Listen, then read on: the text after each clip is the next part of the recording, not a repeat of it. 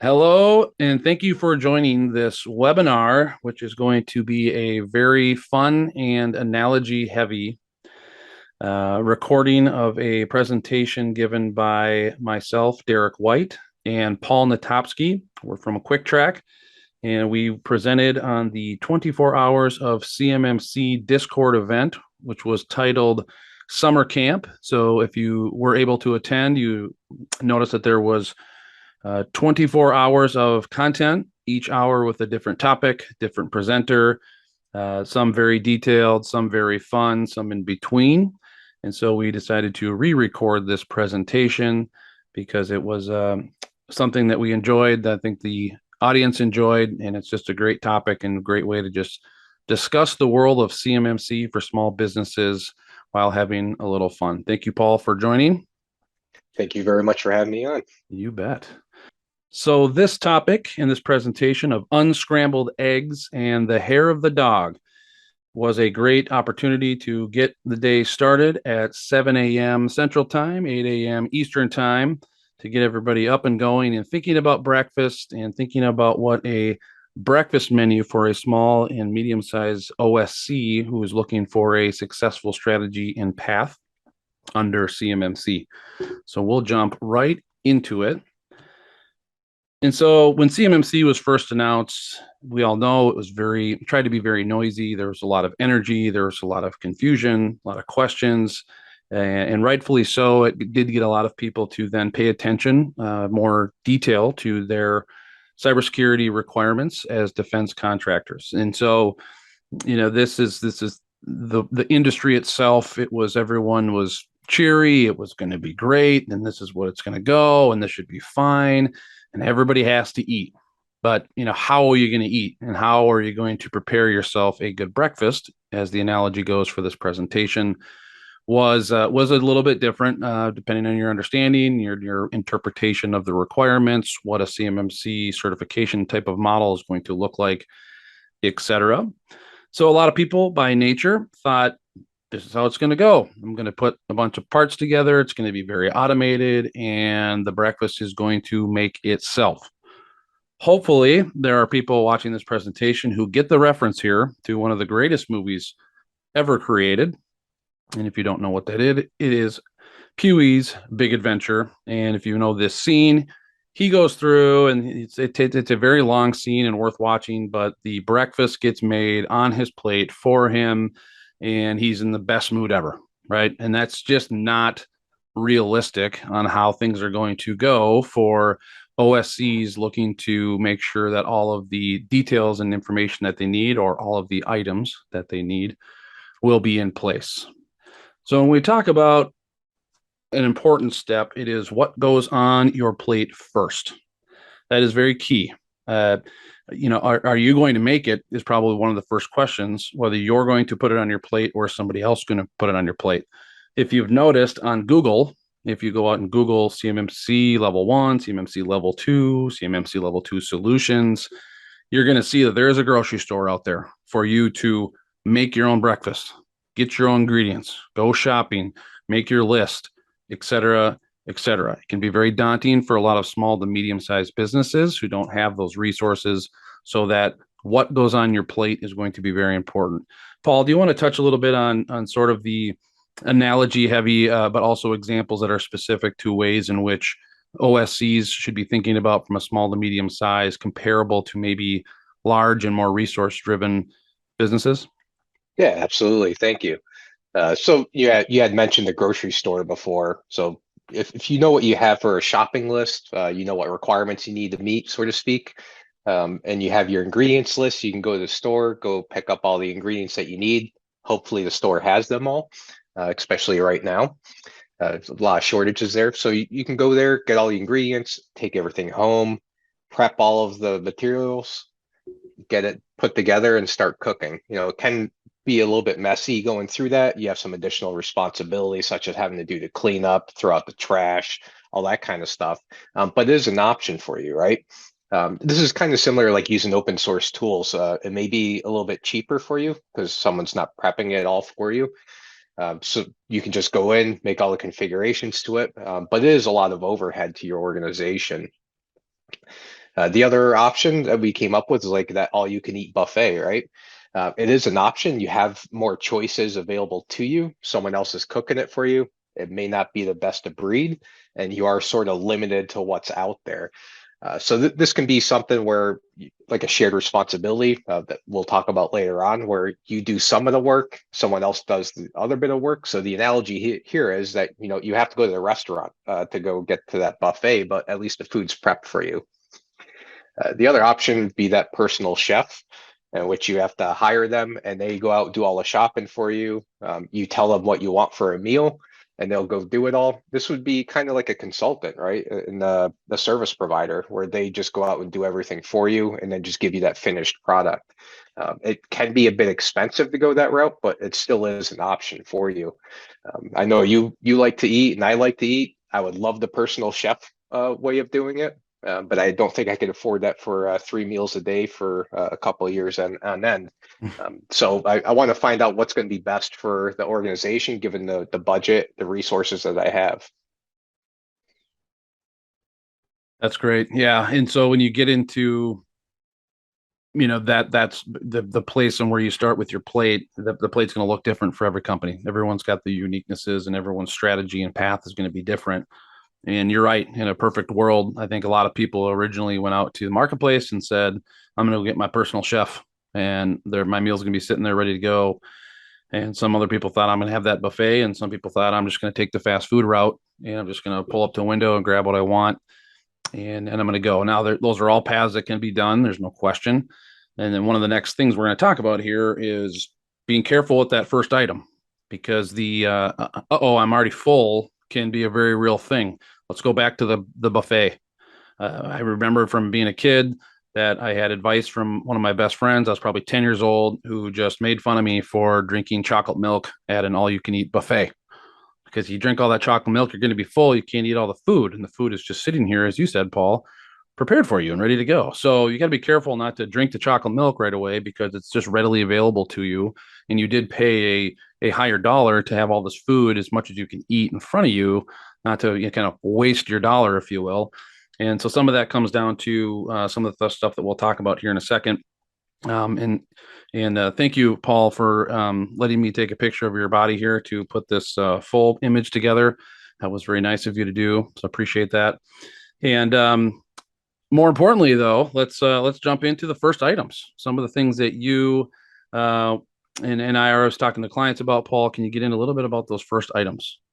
Sure. I actually thought that was a picture of you, so we must be twins, right? We could tell by our Yeah, pictures. obviously, yes.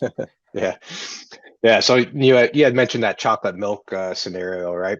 A lot of companies will just go out, look for that product, and they think there's that easy button. So like the GRC tool, they think the GRC tool is going to do all of the work for them.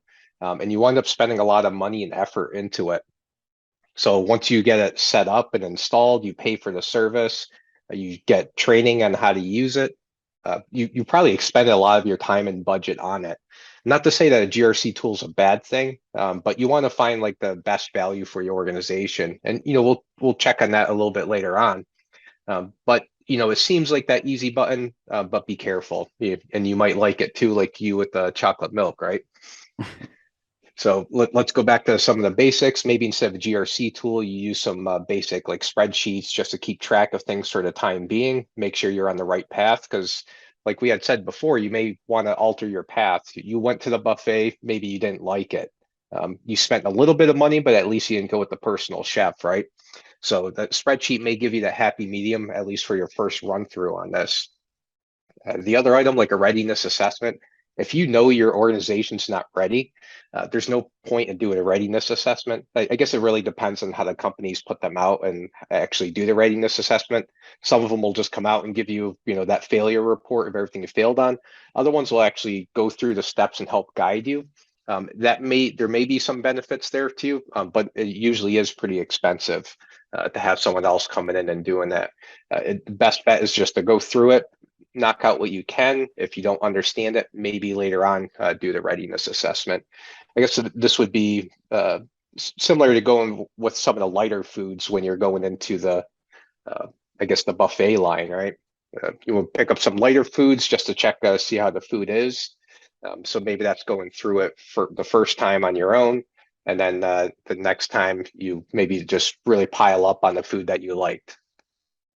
Then we have the gap assessment, which is very similar to readiness assessment, but here they're really just going through the NIST 800-171A, just trying to figure out where the gaps are, and then give you some sort of a plan afterwards.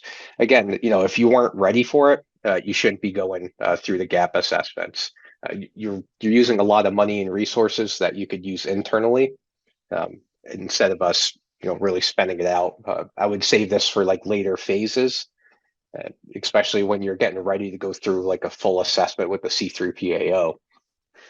I like to think about this as like, remember in Gilligan's Island, they were supposed to be out in that 3-hour tour, but we're stranded on that island for a long time.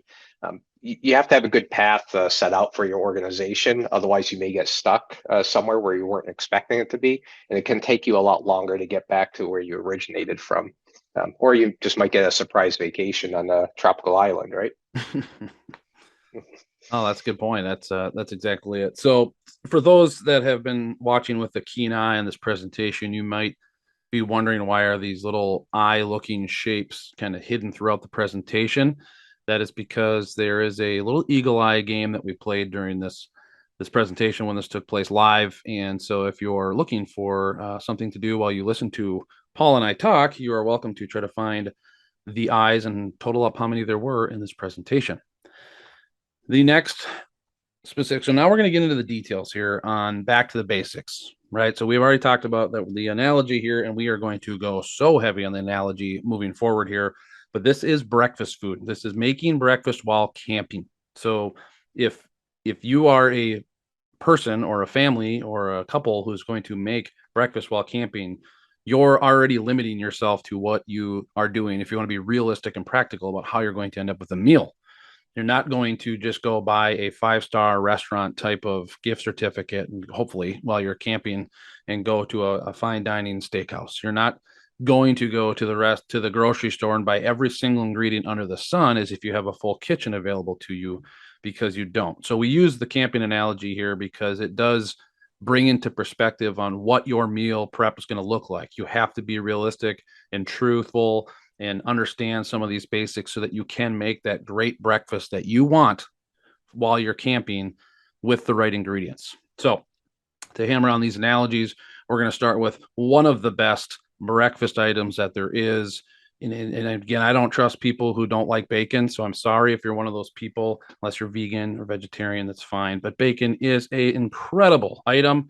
And when it comes to your cybersecurity requirements within CMMC and NIST 800-171 and the DFARS requirements, bacon is data flow. It is the first thing that you can do. It's yours, your information. It is all about the data. It's your data. It's the government's data that you're working with. Make sure that you are able to do that, because it's inexpensive to understand how that information comes to you, what you do with it when you have it, and then what you are going to do with it when you send it back, when your work is done. There's more details to that, but it's very, very critical. But just like bacon to breakfast, you can make bacon different ways, but it's bacon. So it's very, very important. It's protein. So it's good. It's a great way to get it. It's cost effective. It's got great value to it, and you can get it right away. I don't know how many people are like me. I'm assuming a lot.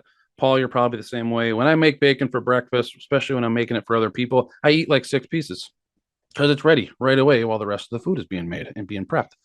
So it's a great way to get data flow, as that is what you're going to look back on and is what you need to know, not believe. You need to know this stuff so that you can make the right decisions as you put your ingredients and your basics into place for your path forward under CMMC.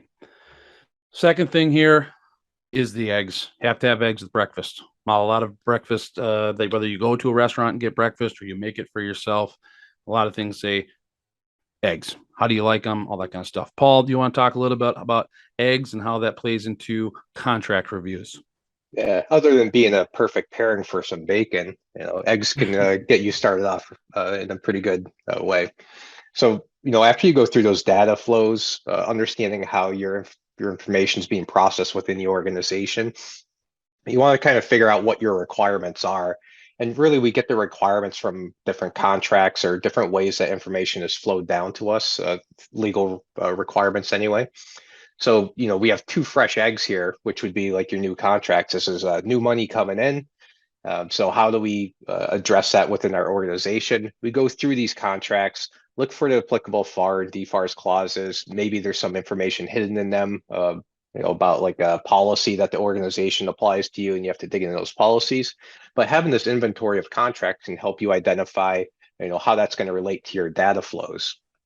And this is a really good way for your organization to understand what the requirements are, and that you're not just blowing smoke at them, The other of them, scrambled eggs. This one is considered scrambled because it can be a little bit misleading to some companies, and it sort of goes into the purchase orders. So the terms and conditions within purchase orders, or terms and conditions of anything that you sign with an organization to execute a contract, it can have some of these FAR and DFARS clauses within them. So it's quick and easy for those organizations to get out to you, just like scrambled eggs are.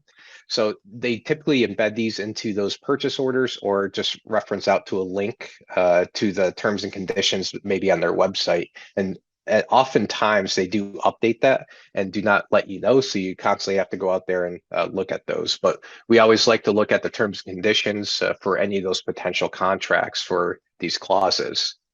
The other item, like I had mentioned, was the purchase orders. So purchase orders may have the FAR clauses embedded right into them, or just referred back to the terms and conditions. It's not as easy and deceiving as terms and conditions if it's directly imported into the purchase orders, but it is something to look at. I know a lot of manufacturing companies may just get purchase orders, and they don't realize that the terms and conditions or the FAR clauses within there apply to their organization. So we definitely want to make sure that we keep an eye on those purchase orders coming in. Then we have the sunny side up eggs. We've had them once before. We cook them on one side, we flip it back over real quick. So these are our past contracts. We may want to go back, do an inventory of what we had for previous contracts, just to see if those clauses apply. That way we can understand if we had missed anything from previous contracts. And then I guess your favorite is the poached, right? You don't typically do that when you're camping. It's not as easy, and you may not have the right plate or the pots and pans to do the poached eggs. Plus, you don't have the time to do it either, right? You want that coffee down first. If you're making poached eggs while you're camping, then I think that's what the real world calls glamping, because you do have all those things. But we're actually camping on this analogy train today. So yeah, so that's a great review. Contract reviews are very, very important, and they should be happening on the front end. It should not be something that should be a surprise to you come, say, assessment time, or you're lining up to get your assessment someday in the future. You want to make sure that you're doing that so you know what you have to comply with. That brings us to the next one here. That's the size of your plate. So defining and verifying your scope is incredibly important, because that is what you're going to be assessed against. So this is another, I would say, kind of an eye opener personally, that I think we've seen over the last 4 or 5 years in the industry, is that talking about this on the front end, defining that, but then also verifying that. Some people have a really good idea, but missing some things in your scope can be very, very critical and very, very detrimental in some cases to not passing an assessment, or having some data in places it shouldn't be. So it's very, very important. It keeps your costs down, keeps the control of this information in place. It helps in all different types of areas of what a CMMC journey is going to look like. So for a full platter, organization fully in scope. If that's the path you're going to take, then you better be hungry, because that is going to be, for most companies, a much larger undertaking of putting every device and every person and wrapping this standard 171 and the CMMC world around it, because then you don't have to worry about who is or isn't in scope. It's doable. It happens. There are paths to do that and strategies to do that. Not usually is that going to be the best approach for companies who say, don't do 100% defense work, or maybe they are a 500-person company and only 30 people are involved with this data from a digital or physical perspective. They should be removed from that scope. So it's not a full organization. Again, doable, but you need to decide that. You need to know that before you start to invest and strategize and allocate those resources, because again, you need to be hungry, because it's going to be a lot. Regular plate size. So locations. That's nice. That's one way to put some digestible items on your plate is knowing your locations. Is it one location where CUI is being accessed and stored, or is it multiple locations? You need to know that because that is another very, very important and critical piece. And can you scope that down and can you not? Same with the small plate. So business units. So as we start to get smaller plates here, smaller ingredients, less costs. There's less investment there a lot of times if you can shrink your scope down to just business units. Specifically, if we're talking about those that need to handle digital controlled unclassified information and maybe just need to handle it physically, getting those business units and shrinking and verifying that scope is important. And then there's also a bowl, right? There is the enclave approach. This is a term that has been around in the world of cybersecurity, specifically within government, for a long time. But putting an enclave is, if you're going to go with that approach, then you got to make sure that the information and the ingredients and the topics and all this other stuff, that they fit in the bowl, they fit in the enclave. Otherwise, you're going to have a bunch of food, bunch of information spilling all over the place if the enclave approach isn't the right approach for you. So very, very important on that. So to the next topic, we're going to get into, I think, everybody's favorite thing. And Paul, you already kind of touched on this: drinks, asset inventory, drinks. Sometimes you do it first. You got to know that stuff, but your drinks are important and they're very specific. So Paul, why don't you jump into some of the drinks and asset inventory analogies? Yeah, absolutely. So this definitely flows with data flow. So your baking and that drink there is definitely applicable here. So, the first thing is water. Water is something that we need every day in order to survive. So this should be stuff that your company already has in place. Just like doing a contracts inventory, understand what the requirements are. And if you don't do an inventory now, you're pretty much not going to be in good shape to go later on. So water is going to be essential for everyday living. That's why we want to mark that as like the first item that we should have in place. Going to step up, we can go with orange juice. It's something that you can carry on a camping trip with you, not necessarily going to go bad on you right away. So this is going through and doing some tagging of assets. What are CUI and FCI assets? So as you've gone through your data flows, you understood what your scope is and what your strategy is. Start labeling all these types of assets for your organization. And make sure that, if you are getting compromised, is that you do have it tagged so you report up to DibNet, so it goes into your incident response planning and stuff. This will definitely help you understand what your scope is by labeling all of these assets. Next one would be your security protected assets. This is Derek's favorite, which is the Bloody Mary with a slice of bacon in it. It looks healthy, but you got to be a little cautious there because it's spiked. If you have too many of them, you're going to get a little bit tipsy. So security protected assets is anything that's going to provide some sort of security measures for your CUI and FCI assets. And this can get a little bit messy if you try to overscope it. So really understand what security protected assets are. Do it in a limited and I guess don't drink too many of them all at once, span it out over a little bit of time. Then we have the contractor risk managed assets, which would be your coffee. A lot of people like this to start off their morning. So here, contractor risk managed assets, you should already be doing some sort of work for compliance for all of the assets that you have within your organization. Maybe you just say, we're flexible. We don't really want strict policies or anything. That's fine. That's going to give you a starting point for how you do risk management in your organization. But here that caffeine is going to be what gives you that drive to start tackling some of the other assets here. Then the final one, which is a specialized assets.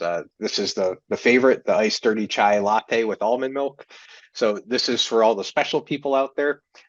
This could be considered like your test equipment that you can't apply all of these controls to. So you have to do some sort of risk mitigations for it and maybe some special controls that you put in place over it, or it could be a process instead of a technical control.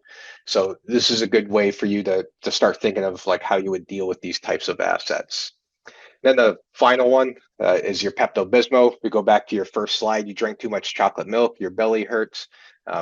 So take that into consideration. This is going to be stuff that's going to be out of scope. You don't want to take too much responsibility on if it's not necessary. So out of scope asset could be like your ISP router or something else that you do not have control over.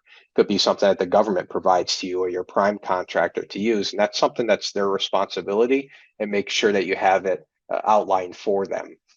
So a lot of good drinks here for you. I didn't see a picture of the chai latte with almond milk though. Well, that's one of those, man. If that's what you're making while you're camping to get you going in the morning, it's a different type of camping than what I'm used to. However, I will say that we do have a title on this presentation of the hair of the dog. So I know this is probably hitting home with some people, but you can really offset your morning by not having the right beverage when you're camping. Like you said, probably don't want to smash down a ton of Bloody Marys, but the coffee done right, if it's an orange juice or slamming water, doing something, these are asset inventories. You have the stuff, so it's better to take your time, do it right, and so that, like you said, the path forward looks a lot better at that point. So we got to get to pancakes. Pancakes are critical, and you can make them camping, you can make them at home, or you can go somewhere and have them make you incredible pancakes. In this reference and this analogy, we're going to go with the self-assessment. That's the pancakes in this breakfast. So there's a ton of different ways and methods to doing this, and so we're going to cover a few of them here.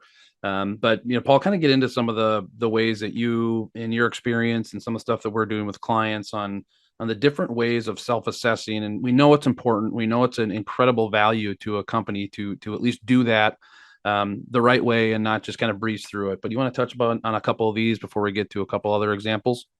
Yeah, absolutely. So I'd like to point out that we haven't talked about any of these phases, at least these important ones, for reaching for outside help. And we haven't spent any money other than some time to start going through these and collecting information. So, here you have your plain buttermilk pancakes, something with the drink. So if you brought some water with you, or you get some water while you're out camping, real easy to mix together with just some batter or the powder, so you can make your batter and cook it up. So pretty easy, right? So for the easy way, the do-it-yourself checklist using NIST 800-171A for doing your assessment, the CMMC Center of Awesomeness provides this awesome checklist, and it provides you with the DoD SPRS scoring metrics of using the DoD assessment methodology. And when you're going through and doing that do-yourself checklist, ask yourself the questions, am I including all of the equipment that I've documented that's part of the scope? So that'd be like networking equipment, computers, or other technology that's part of the FCI scope or CUI scope or your security protected assets. Like if you're writing a password policy, saying that it's going to be 8 characters, it's not just your Windows desktops or whatever it may be in your environment. You have to make sure that you're setting those policies across all of the devices and assets. And this is something that we like to do with clients often. Give them that quick, easy checklist, which is a spreadsheet, before we start going off and buying off those GRC tools, because you get a lot of benefit out of doing it this way, especially if we wind up changing strategy. Like if we're going to go with the enclave approaches that you guys offer, Derek, we just want to make sure that we're going through the motions, making sure we're checking everything off, assessing it properly, and then going back and maybe tailor our strategy some. So for chocolate chip pancakes, leveraging an internal team. So if I'm the security analyst for my organization, I've gone through the checklist. Maybe I want someone else to just do a verification of it. So I ask one of the IT team members that doesn't necessarily deal with compliance, make them go through the checklist, see what evidence I provided, show them the policies and say, can you check to verify if this makes sense or if you think I've missed anything? You don't have to get an external team to do that gap assessment for you. Internal team can help you out. Then here with your banana pancakes, the bananas on top of it, a little bit different. So here is going to be an internal team that's a non-IT function. So if you have like an internal audit, typically used to doing like contract audits or looking at finances, they understand what it means to look at a requirement and see if the evidence matches up to that requirement. It may not be ideal for large organizations if they have multiple teams that do security. You could just pass it between security teams, but for your small companies, this could be a beneficial part for your organization just to see if they understand what you're providing to them. Awesome. Well, then we've got a couple other items too. You mentioned right at the beginning of this portion of the presentation that, we're talking about a lot of things that you can do internally without having to invest any actual funds to. But, there is a very important step here on self-assessing with utilizing an experienced third party, and that's the birthday cakes. You can make these, you can have your kids make these, you can make them camping, you can make them at a restaurant, have somebody make them for you at a restaurant. There's a lot on them, but it is good. I mean, experience matters in this industry. There's a lot of people, as you see in the grocery store, if you go look for help, there's a lot of people that can help, but what's their experience like? Do they know how to have a conversation about what we just talked about in the last 4 or 5 slides on the basics and the things that are specific to you? So it's not just a bunch of boilerplate stuff that you have to fill in the blanks on, or however. Guided self-assessments are very, very key. It's not a representation of a readiness assessment. It's not somebody saying that they're going to certify you, because they can't unless they're authorized to be as a C3PAO when that day comes. But a guided self-assessment is a really good way to either take a more readiness style approach, which is reviewing your evidence, reviewing the things that you've already collected and gathered and mapped back to controls and practices. Or it could just be, we just don't know where we are. So we could use an experienced third party who can not just help us assess, but also can help us plan as we go. There's nothing wrong with that approach. It can be a cost. Obviously, it's going to be something, but using the right experience and the right third party can make a world of difference on the future costs in coming up short or having to react at the last minute because something was uncovered that wasn't uncovered before, et cetera. Then there's also power cakes, because we know this. You go to the grocery store nowadays, or you go online, you try to find food, it's all about protein. So there are people out there who are just, if it's got protein in it, then it's healthy, then it's good. Be careful, because sometimes protein is good, but if you eat too much of it, maybe it's not. But the point here with the power cakes is that the world of pancakes has evolved, just as this industry of cybersecurity and the defense world of NIST Standard 171 and CUI and all this technical data and cover defense information. It's going to continue to evolve from a requirement standpoint. It's going to continue to evolve from a technology standpoint. You have to stay on top of that. That's why always self-assessing is important. It's required at least annually, but you should be doing that when you make changes anyway, just to make sure that things don't slip up. 10 years ago, I don't think there was a lot of protein-based pancake powders for you to bring camping, and now there is. So it's very, very, very key. And you could probably add some birthday sprinkles to it too, right? Yeah, that's right. Oh, for sure. Yeah. So now they've got muffins. There's all sorts of different protein powders for breakfast food now. It's incredible. It's almost overwhelming. We move on to the strategy side. So syrup. This is a very important topic to me, and Paul, you know this. We've talked about this in the past, but syrup is a strategy, because if you have the wrong syrup and it's not sticky and it's sugar free and it's just it can ruin your breakfast. And for me, it ruins my day. I'm just going to be honest. It ruins my kids' days. You have to have good syrup. Your strategy has to be the right strategy. It's got to be good. It's got to make sense for you. And if you're just pouring syrup all over the place, you're going to have a mess. If you have a ton of pancakes and just a little bit of syrup, it's not going to be as good, in my opinion. Paul, anything to add here on strategies and some of the things that you're seeing maybe that were different than a couple of years ago, now that the CMMC world is taking form a little bit more as we get into 2023 and beyond? Yeah, well, there's a lot of good resources out there now, just like this recording. Go out there, understand what's going on, look at different strategies, write down the strategy that you want to take, and then make sure that everything that you're trying to get to along that point is going to work out for you. So here, it looks like you took a plate, put all your power cakes on there, and you got your really sticky sugar-filled syrup on top of it. I see a little bit dripping over the side, so maybe you grabbed the wrong size plate, or maybe you just put too many pancakes on it. But just document out your journey. Maybe later on down the line, you have to readjust a little bit. So maybe you just put a bigger plate underneath it, and you can catch it all up, because I know you don't want to waste that syrup. But lots of good stuff out there. You don't necessarily need to go out and buy the power cakes like Derek did, but choose out what's going to work best for you. Well, you don't get the body in that previous slide by eating regular pancakes. Yeah, right now. Well, I'm sure eating that many of them didn't give you that body either. Well, that's true. I was just going to say, with the strategy side too, you have to make sure you have the right personnel to help execute that strategy. because if I give my kids a pile of pancakes and syrup, in fact, some of my friends are the same way, it will look way worse than this picture does. It will be all over the place. It'll be a mess. And then you know what happens a lot of times too? You put 7 or 8 pancakes on a plate and ate 3 of them. Now you just wasted 4 pancakes, and that's not a good strategy in my book. Yeah, Not at all. maybe we should have added some X-Lax to the drink menu. Next time we'll put that in Yeah. the volume 2 of this presentation. Yeah.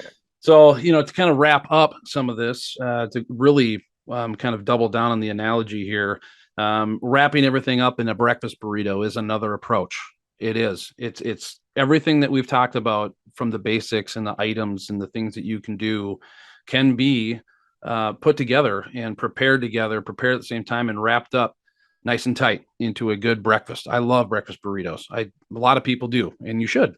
That the problem is, if, as I just mentioned, you have the wrong person handling a burrito and it's not wrapped tight, and you just hand it over to a 3-year-old kid or somebody who's not paying attention, and you loosely wrapped it, you're going to have a mess. Food's going to be everywhere, and all the prep that you just made, specifically camping, because I guess you got the 5-second rule at home. You probably don't have a 5-second rule on a campsite, but you're going to lose your breakfast, and that's not good. At the same time, kind of buyer beware on some of the stuff, because you can go down the grocery store aisle in the frozen section and see breakfast burritos in the freezer section. And on that box, it looks like this picture. It looks like you're going to get a delicious breakfast burrito, but it's already wrapped and it's in this bag. I just have to throw it in a microwave. And then I read the label, and it looks like it's good, but I don't know, man, I don't really care.